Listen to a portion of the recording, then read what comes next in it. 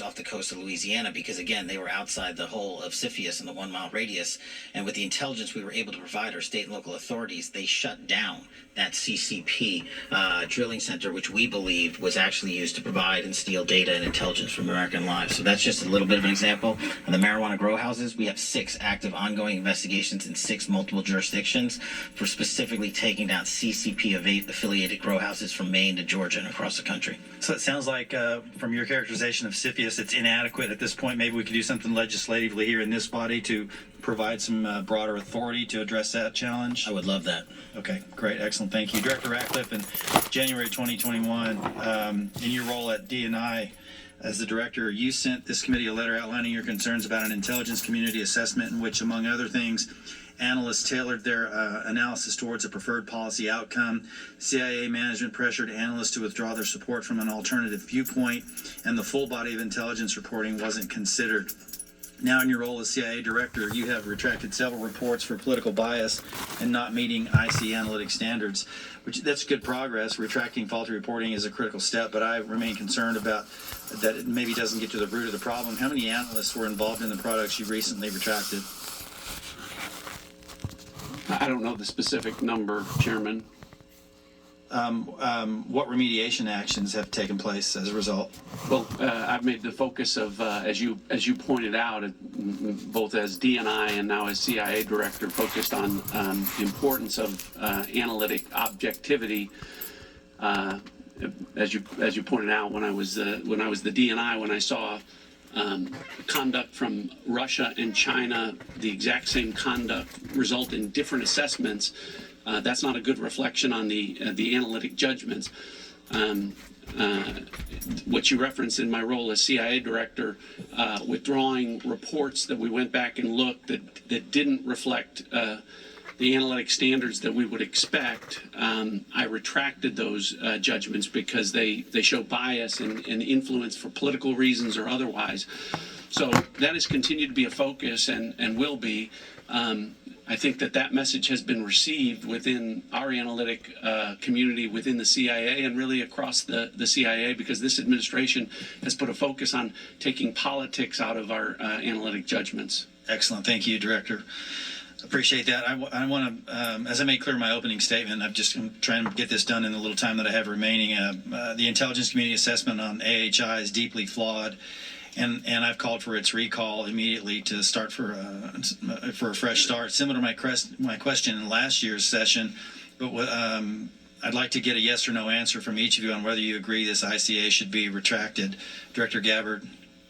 Yes. Director Ratcliffe? Say it again. The question. AHI, ICA? Yeah, so for the ICA, I understand that Director Gabbard is reviewing that, and I've deferred all AHI investigations to her review. So if in her judgment that is something that should be retracted, then I would agree with that. Then yes. Okay, Director Patel? Yes. Thank you. General Hartman? Yes. And General Adams? Yes, sir. Thank you. I appreciate that. Thank you all for your responses. I'm going to recognize the ranking member for 5 minutes. Thank you, Chairman. Director Gabbard, as was well covered yesterday in January, you were present at the execution of an FBI warrant at the Fulton County, Georgia election office at the direction of the president and to all appearances in connection with the president's false claims about the 2020 election. The unsealed affidavit submitted by the FBI made zero reference to foreign powers or outside interference. I don't want to relitigate the reasons why you were there, but I do want to know whether, as a result of your visit, there is credible intelligence in your possession pointing to foreign interference in Georgia in the 2020 election. Thank you for the question, Ranking Member. As you know, over each of the previous elections, there is an ongoing effort by different foreign entities. Ma'am, it's a very specific question. Is there intelligence in your possession relative to foreign interference in the 2020 elections? Very simple, straightforward question. We are continuing to look at previous attempts to interfere in our elections and any ongoing threats that may exist for the upcoming elections. Okay, but can I assume that the answer to my question is no, that you have no specific intelligence related to foreign meddling in the Georgia election? We are continuing to look into this matter. Okay. Director, the ODNI has confirmed on the record that your office took custody of voting machines from Puerto Rico last May. I'm not aware of any previous DNI taking similar actions. Did your office promptly notify the committee about taking custody of Puerto Rico's voting machines? I don't believe we did. However, this was done at the request of the Puerto Rico AUSA attorney. Ma'am, it's a and in yes or no conjunction question. with The answer, as you have acknowledged, is no. You did not inform the committee about the taking of a territory's voting machines. Is there a specific foreign threat? And I've read the reporting that you were looking for possible foreign threats, but is there a specific foreign threat that drove you to take this action? There were questions about whether or not there were vulnerabilities that a threat could have taken advantage of, and that was the purpose for their requesting us to look into those vulnerabilities. Where are those voting machines now? I believe they are held in a secure facility at ODNI.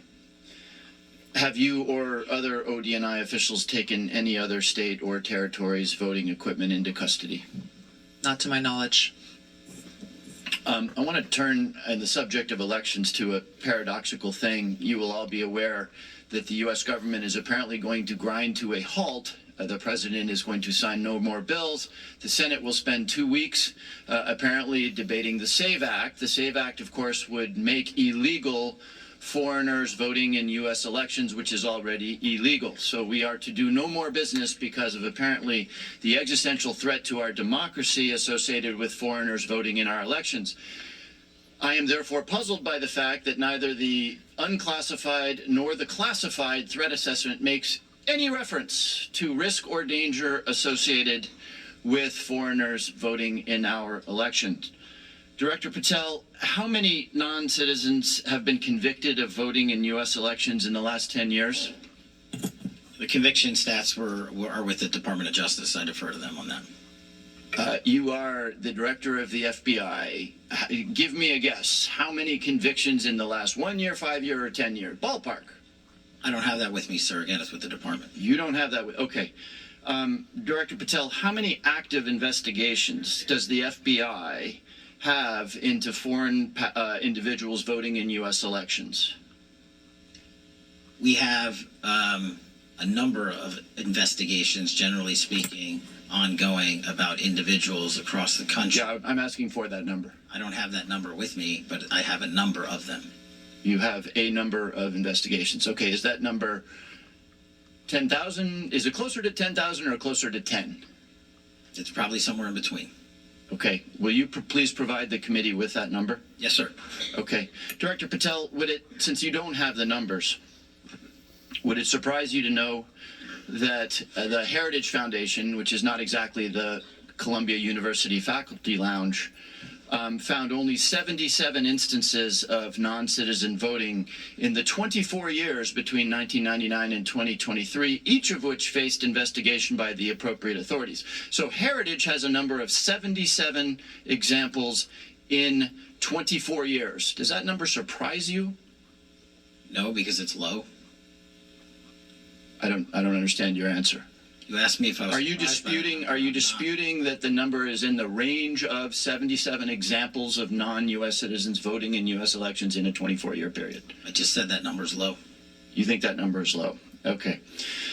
So why, if this is a meaningful issue, do we have no, and I guess I direct this to Director Gabbard, why is there no mention of this thing that will grind the American government to a halt for a 2-week period in the worldwide threats analysis? This annual threat assessment was shaped around the national security strategy's prioritization of threats to our nation and our nation's interests. There are multiple platforms and venues where there have been and there will be reporting on threats to our foreign threats to our elections. Yield back. Gentleman yields. Vice Chairman Kelly. I'd first just like to say, Director Gabbard, you being in Georgia was a part of your duties as DNI to make sure that our elections remain safe, secure, and free from every type of influence. That was why you were there. Is that correct? Yes. Okay. I would argue, I want to talk about some of the points about the strikes on Iran, the current attacks, Epic Fury. And I would state that not only are there imminent threats from Iran, but there are actual threats. And I've been on the receiving end of those threats. I was in Iraq in 2005, where Iranian-based and manned and equipped units attacked American soldiers, including me, multiple times. I will also tell you, I went back in 9 and 10, where EFPs developed by the Iranians struck my soldiers and our equipment. I will tell you the Houthis have continued to strike Saudi Arabia. I will tell you Hamas and Hezbollah has continued to strike throughout the Middle East. And although we're not in an armed services hearing, we had that yesterday. But I will tell you, because we took out their ballistic missiles and their ability to defend from the air, that Europe is no longer under threat from Iran, who showed they will strike everyone that they can by striking all of their Arab neighbors in Azerbaijan and Turkey and everywhere else. With that being said, Director Ratcliffe, I think the CIA has had a great year in providing intelligence, whether that's in Venezuela, the initial Midnight Hammer strikes, or also the current strikes in Iran. Can you tell us kind of some of the things the CIA has done over the past year that you're proud of? Congressman, good to see you again. Thank you for the question. Good to see all of you and be back in the House.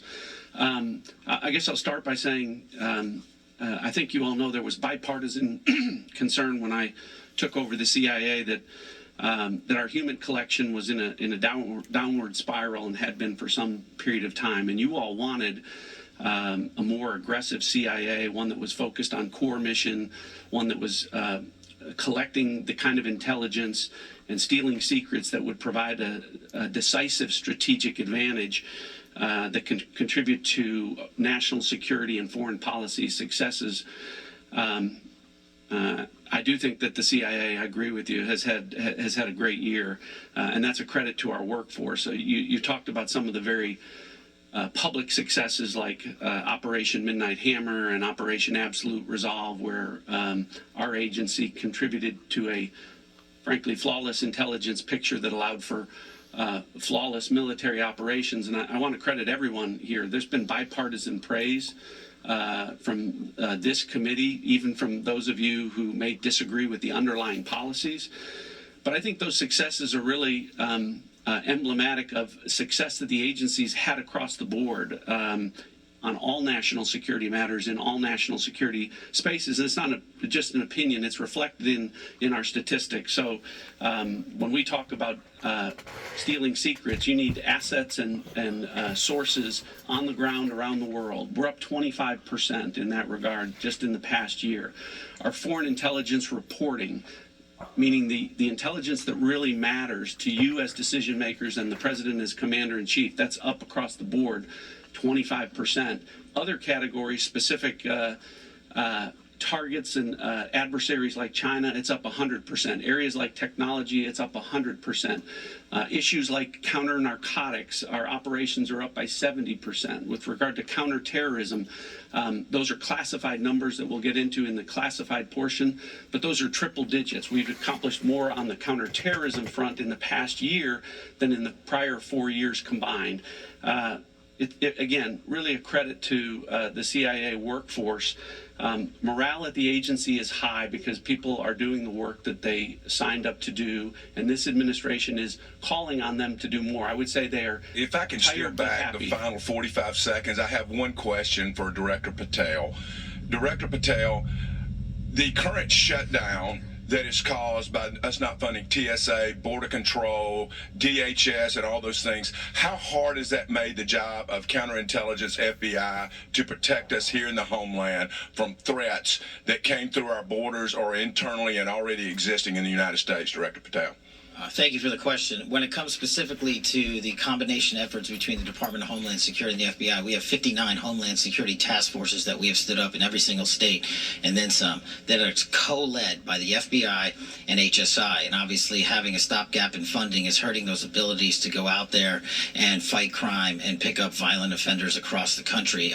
Even though the DHS workforce shows up every day, I think they've gone 1 month without a paycheck now. We also have things like our Southern Border Intelligence Center in Tucson, Arizona, that is our hub for intelligence collection operations on foreign terrorist organizations, specifically the narco traffickers down in Mexico. Thank you. My time's expired. Mr. Carson's recognized. Thank you, Chairman. The Trump administration has justified this war with Iran as necessary to stop an imminent threat. But the administration has not provided this committee with any intelligence indicating Iran was preparing a nuclear weapon, planning a preemptive attack on the United States, or possess any immediate capability to strike the U.S. homeland. That raises very serious questions about what the analysis of the IC provided before the decision to go to war was made. Directors Gabbard and Ratcliffe, is there any evidence that Iran intended to conduct a preemptive attack on the United States? And I ask this because 13 service members have been killed in Trump's war, including Captain Seth Koval, a husband and a dad from my state of Indiana, and my constituents want answers. So is there any evidence that Iran intended to conduct a preemptive attack on the U.S. prior to beginning this war, yes or no? Congressman, the answer to this question needs to be reserved for a closed hearing. I will say, however, the intelligence community does provide the assessments of the threats that exist to the president so that he can make that determination within the body of information and intelligence and activities within the region that ultimately he is responsible for. What is an imminent threat, and if there is an imminent threat, what actions need to be taken? Congressman, as the DNI said, there's a body of intelligence that we'll be able to cover in the classified portion of this hearing that does reflect that in the likely event of a conflict between Iran and Israel, that the U.S. would be immediately attacked, regardless of whether the United States stayed out of that conflict. Shifting gears to Ranking Member Himes' point, let me read to you from the 2025 Annual Threat Assessment under your watch last year. Quote, Moscow's malign influence activities will continue for the foreseeable future and will almost certainly increase in sophistication and volume. Moscow probably believes information operations efforts to influence U.S. elections are advantageous, regardless of whether they affect election outcomes. By contrast, this year's threat assessment makes no mention of foreign threats to elections. Meanwhile, the IC has been publicly warning about foreign powers interfering in our elections for nearly a decade. So the omission is very striking. And to that point, sitting here today, I'm not aware of any intelligence products in the past year dedicated to foreign plans and intentions toward current and future U.S. elections. Director Gabbard, yes or no, ma'am, have you directed or been directed to stop or limit dissemination of intelligence reports or finish intelligence reporting concerning foreign plans and intentions about upcoming U.S. elections or foreign threats to the midterms? No. Director Patel, same question for the FBI, sir. Yes or no, sir? No, sir. Director Ratcliffe, same question for the CIA, sir. Yes or no? No. General Hartman, same question for NSA. Yes or no, sir? No, sir. General Adams, same question for the DIA. Yes or no, sir? No, sir. I yield back, Chairman. Gentleman yields. Ms. Stefanik. Thank you, Mr. Chairman. Director Gabbard, when you began your testimony, you stated that your remarks do not represent your personal beliefs. That's the first time I've heard that at a committee hearing. Why did you say that? Or is there anything in the threat assessment that you personally disagree with? Thank you for the question, Congresswoman. The reason I've said that is twofold. Number one is when I assumed this role as Director of National Intelligence through the confirmation process and beyond, many members of Congress rightly said your personal views and your politics in this role get checked at the door. And as Director of National Intelligence, my responsibility is to report the intelligence community's assessments objectively and to make sure that they are not politicized in any way, shape, or form. Unfortunately, there are those who for one reason or another, have tried to mischaracterize the intelligence community's assessments and saying, well, this is just a political view, or trying to misdirect from what the intelligence community is reporting. So I took the opportunity to state that from the outset, that this is the intelligence community's assessments. Thank you. I also wanted to ask this because this week there was a high-profile resignation of Director of National Counterterrorism Center. Now, I want to be clear from the outset. I've communicated directly with President Trump my support for Operation Epic Fury, and I was very not only disappointed, but how inappropriate this letter was. And I want to read a statement that and get your personal assessment, whether you agree or disagree with that. And that's this. Early in this administration, high-ranking Israeli officials and influential members of the American media deployed a misinformation campaign that wholly undermined your America First platform and pro-war sentiments to encourage a war with Iran. This echo chamber was used to deceive you into believing that Iran posed no imminent threat to the United States and that you should strike now. There was a clear path to a swift victory. This was a lie and is the same tactic the Israelis used to draw us into a disastrous Iraq war. Now, I cannot say how much I disagree with that statement. Do you agree or disagree with what this letter was put out by former Director Kent? He said a lot of things in that letter. Ultimately, we have provided the president with the intelligence assessments, and the president is elected by the American people and makes his own decisions based on the information that's available to him. But do you agree with, does that statement he made, blaming Israel, concern you? Yes. My next question is, I want to touch on the rise of terrorist attacks on the homeland. In the month of March alone, there were multiple high-profile Islamic terrorist attacks. You had Temple Israel Synagogue in Michigan. You had in Texas, you had an ISIS-inspired attack where they threw an IED in New York City. What is your assessment as to the rise of Islamic terrorism on the homeland? Hi. As you've pointed to, Congresswoman, this continues to be an extreme concern, not only because of the rise of these attacks, but the mechanisms which they're carried out and the challenges that the intelligence community has in being able to try to detect some of these threats and attacks in advance. I'd like to defer to the FBI director on some of this because they have been very successful in many cases over the last year in detecting them and preventing these attacks. But due to the nature of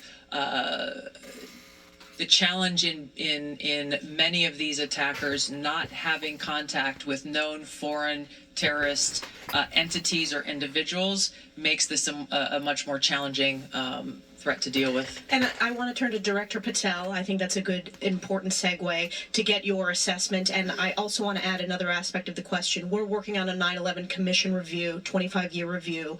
What other tools do you need to make sure that we are able to have the most robust, effective CT efforts? Yeah, thank you, Congresswoman. Just real quick. So last year we had 2,300 arrests related to foreign terrorist organizations. We had 700 counterterrorism arrests, and the FBI had 640 counterterrorism disruptions where we stopped attacks on the homeland.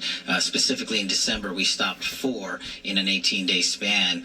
What I need is specifically highlighted in the Norfolk attack. In Norfolk, an individual who was convicted of terrorism and sentenced based upon that conviction should have still been in prison. The Department of Justice in the first Trump administration sought a sentence of 240 months. The judge in that case downward departed and gave a variance to nearly half that sentence. If that had not occurred, that individual would still be in prison and a member of our uniformed military service would still be alive. I want to work with the legislature to figure out how to increase the sentencing for convicted terrorists and also work on the denaturalization process for someone who should not be in this country who wants to attack and kill American citizens and American service members. Thank you. Yield back. Gentleman yields. Mr. Castro. Thank you. Thank you, Chairman, and thank you all for your testimony today. I want to start with a question about Iran and discuss first how the war began. Secretary Rubio told us that Israel was going to strike Iran regardless, and that doing so would have triggered Iranian retaliation against U.S. forces already in the region. And Director Ratliff, you seemed to affirm that in comments just a few moments ago. So rather than tell Israel to stand down, the president joined the war. The Congress and the American people still don't know what the president's actual goals are. And yet, we have lost 13 U.S. service members. But here's what we do know. The president has said that he wants a deal. He said Iran wants to make a deal and that he's not ready because, quote, the terms aren't good enough yet. Yet, they just killed Ali Larijani, the de facto leader of Iran, who, while not a friend of the United States, would have been the person to negotiate any agreement with. The president explicitly said that the United States did not strike Iran's energy infrastructure because, in his words, having to rebuild it, quote, would take years. Yet this morning, Israel struck the South Pars gas field, the world's largest natural gas reserve, triggering Iranian attacks on Qatari gas facilities. Oil prices are up 15% in the last 24 hours. In San Antonio, my hometown, where I represent, the cost of gas has gone up nearly 40% in 3 weeks. Last night, the president said that the United States knew nothing about the attack and called on Israel to stop similar attacks on energy. Israel denies this and says that the attack was cleared by the United States. So my question is, what does the intelligence community assess Israel's goals in this war to be? And are those goals aligned with the goals of the United States?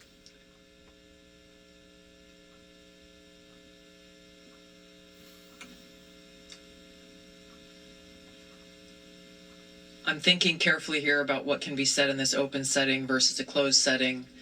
Are the goals aligned? The objectives that have been laid out by the president are different from the objectives that have been laid out by the Israeli government. And how do they differ? We can see through the operations that the Israeli government has been focused on disabling the Iranian leadership and taking out several members, obviously beginning with the Ayatollah and the supreme leader. And they continue to focus on that effort. And how does that differ from our goals?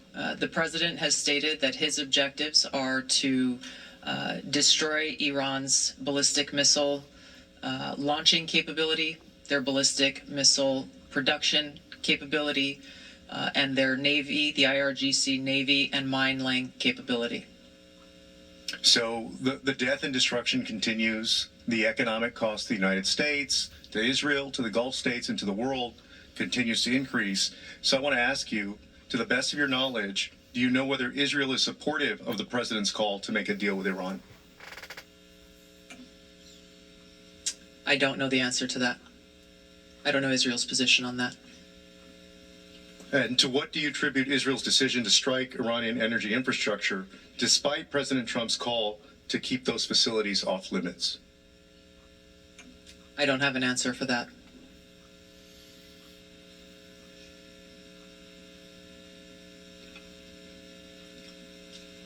So they ignored the president. Do you agree with that? I'm not privy to any of their deliberations or what went into their calculus in launching this or other attacks. We are not involved with in the operational element of this. We're providing continuously on a daily basis the intelligence assessments of the events that are occurring. And I guess I know the FBI can't because they're domestic, but can anybody else at the table provide any insight into that? I guess I'm not sure what the question you're asking, Congressman Castro. I guess a couple of things. Are they in alignment with each other? That's what they're asking. Are they in alignment?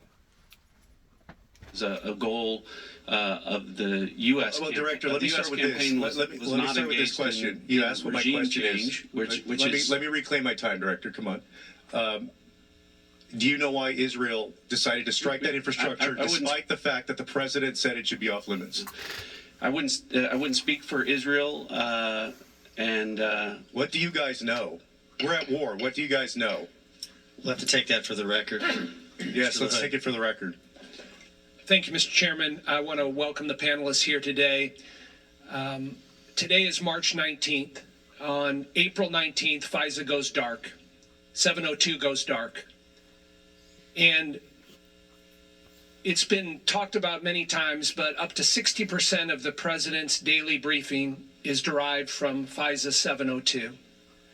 And we look at the successes that we've had in protecting the homeland and also the conflicts the U.S. has been involved with. The flawless operation in Venezuela, Operation Fury in Iran, troop protection, the successes we've had on the battlefield in Ukraine, the recovery and release of the Hamas hostages in the tunnels in Israel, all derived from FISA 702.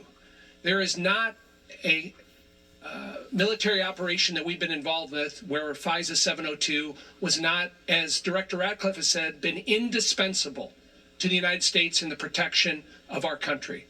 Director Patel has also said FISA 702 is indispensable. We're 30 days away from it going dark.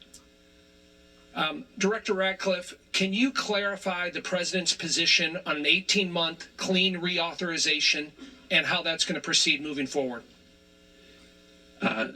Congressman, thank you. Thank you for highlighting this issue. So the President is in favor of an 18-month clean reauthorization of FISA 702.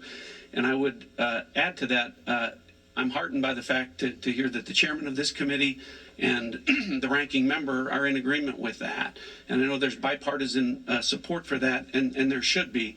And I know this is an important vote for you to take, but I would ask that you all consider when you do that, when you look at the fact that former DNIs and former CIA directors and former FBI directors and DIA directors and NSA directors across Republican and Democrat administrations are in support of FISA 702 in its current form. These are the people that are making the decisions to keep Americans safe. And so I wish the reauthorization was longer than 18 months, Congressman. I think that this is something that I wish you all would consider for longer than that, so that regardless of who the president is in the future, he or she would have the benefit of, as you said, a tool that's indispensable across administrations, provides more than half of the important actionable intelligence that the president and the commander-in-chief relies upon.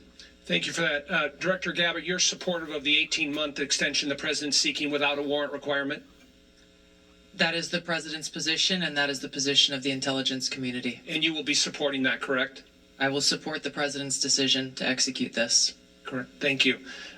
Director Gabbard, we implemented 2 years ago a number of reforms, actually 56 of them, that were part of the Reforming Intelligence and Securing America Act, RISA. And that was done in a bipartisan way. That was a reflection of what we thought were problems with FISA 702, going back during the first Trump administration and even before that. These reforms that have been put in place and that you have helped implement, I was wondering if you could talk specifically about those reforms on the cutting down of FBI agents having access to querying of FISA information, the fact that there are criminal penalties now for FBI agents that are engaged in inappropriate activity as it relates to FISA. Please tell us some of those reforms and how those have been implemented. Director Patel. Sorry, I thought you were asking DNI. Absolutely. So we've gone above and beyond what RISA requires since I became director 13 months ago. We not only require supervisory special agents to approve the query request of U.S. persons, we also require the General Counsel's Office and lawyers to come in and agree with that request before we can proceed. Also, we have we used to, before this, had a default which allowed queries when we were utilizing our system to say it automatically searches 702. You now have to actually opt in and select that box to make sure that you are intentionally doing so.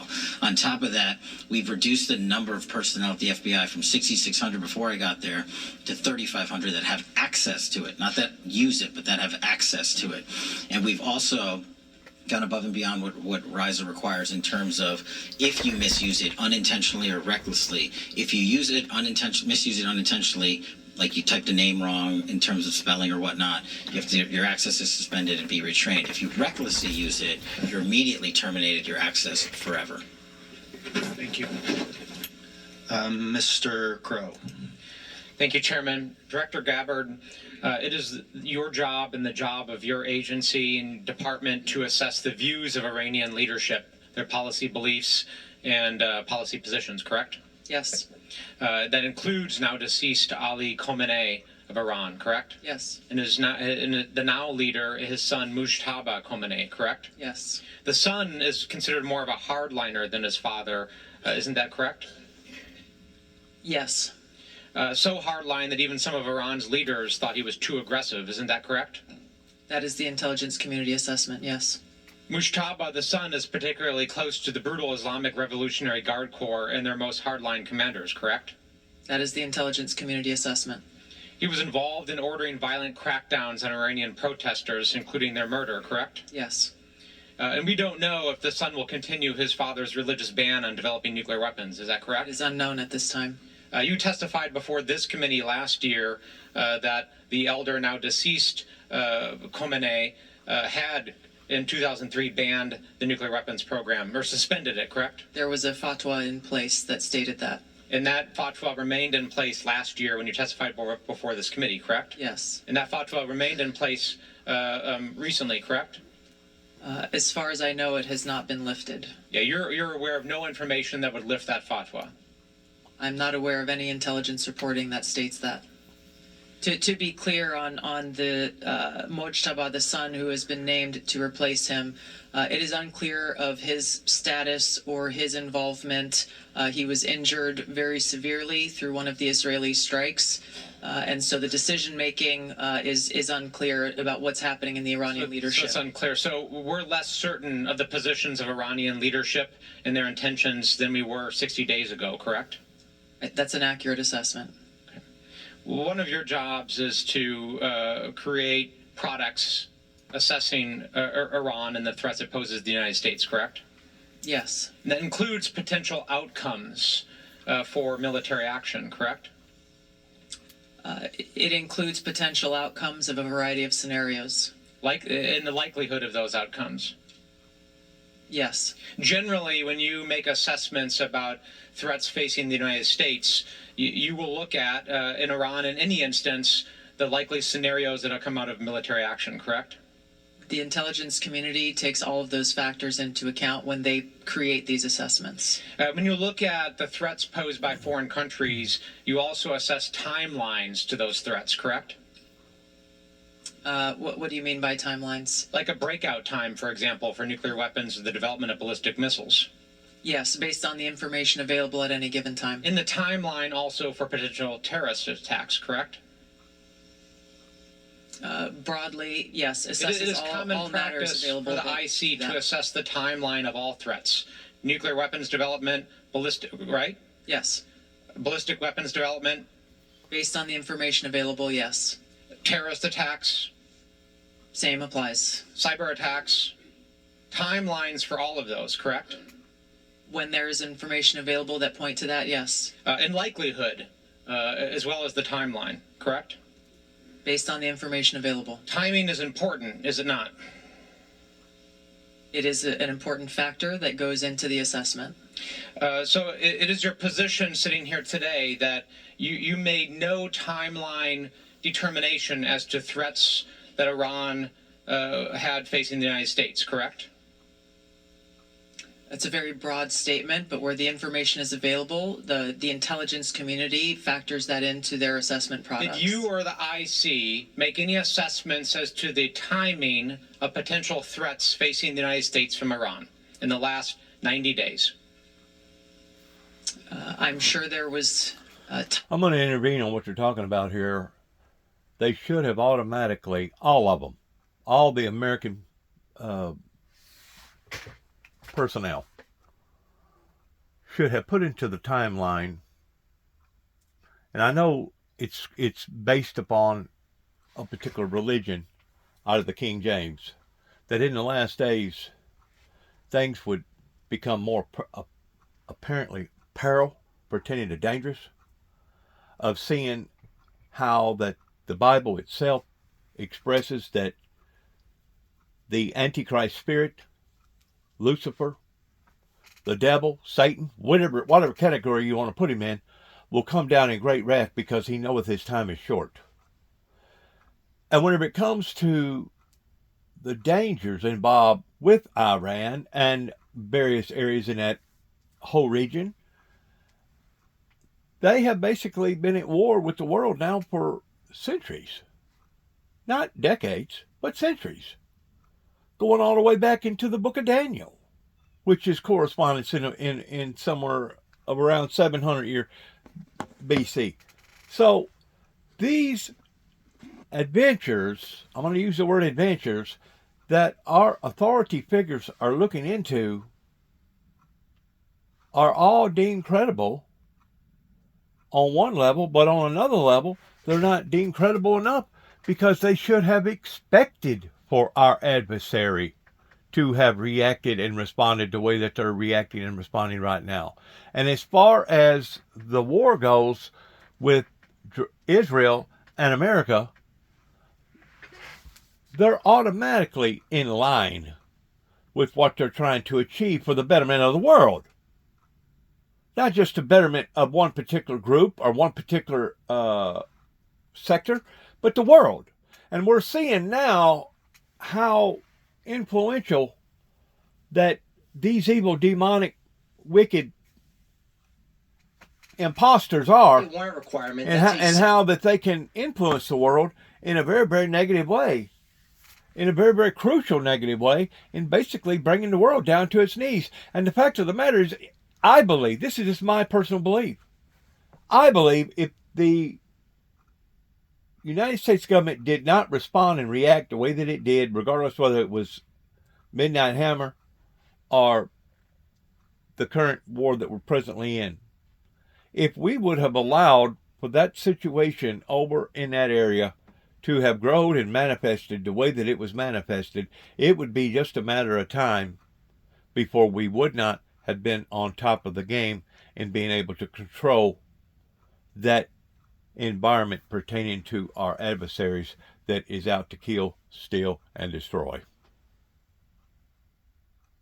That is the author of confusion. And right now they're using information warfare. They're using psychological warfare on all these other countries to try to get them to turn against what's going on. And the fact of the matter is, they should be very, very grateful that America has engaged in this pursuit towards trying to stop something that, as the old saying goes, a stitch in time saves nine.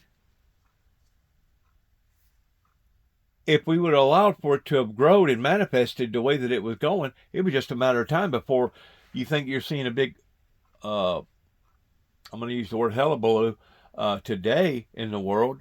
God only knows what you would have seen 2 years from now. God only knows what you'd have seen a year from now. God only knows what you would have seen even 6 months ago, 6 months from now, because of what happened during Midnight Hammer. Whenever their own people stood up, a resistance movement, and they got to gunning them down and killing them like they was rats. And it's no disrespect to the people of Iran, because we're not at war with the people of Iran. We're at war with the regime over there, the evil demonic government over there, because there's a lot of Iranian people over there, as well as other people in that whole sector that are really, really good moral people. They don't want to go. They don't want to go down in a blazing turmoil. They want to prosper. They want to grow. They want to have their lives together. They want to be able to formulate their safety and their originality towards prospering the way that most individuals do. We're not at war with the Iranian people. But whenever we started seeing 30+ thousand people be slain at the hand of this corrupt empire over there that originally started during the time of the Persian Empire, it's no doubt that Donald J. Trump is on top of his game pertaining to trying to rid these dangers that today are at one level, but if we would have waited even 6 months from now, would have been on a completely different level. Now, that's my opinion about it, and you can take it for what it's worth. But to me, whenever you have such displacencies in the world, especially due to the fact that our government did not pursue in the right direction on not only one leg, but both, going back into the Reagan and the Bush era, it has now jeopardized all of our freedoms and all of our safety in seeing what type of inaction took place years ago from the church, sector, regardless whether it's the international corporate church sector or the local church sector here in Northwest Tennessee, because of these disparities that we're seeing today. Now, that didn't cost you nothing pertaining to my opinion, but that's my opinion about why we are at where we're at today, especially those that had educational insight in being able to correspond and read the Bible just like everybody else, and identifying that these was things that was chiseled in stone of what was going to occur as we got closer and closer and closer to the finish line. Chiseled in stone. Of Sacramento, California. And approximately 200 service members have been wounded. The Pentagon reported that the first 6 days of Operation Epic Fury cost $11.3 billion. That averages almost $2 billion per day. That was the first 6 days, and now we're in the 19th day of this war. That's ballooned into a regional conflict, putting the lives of Americans and our allies throughout the Middle East in danger. Director Gabbard, do you still believe that strikes against Iran that don't have congressional authorization constitute an illegal and unconstitutional act of war? Congress.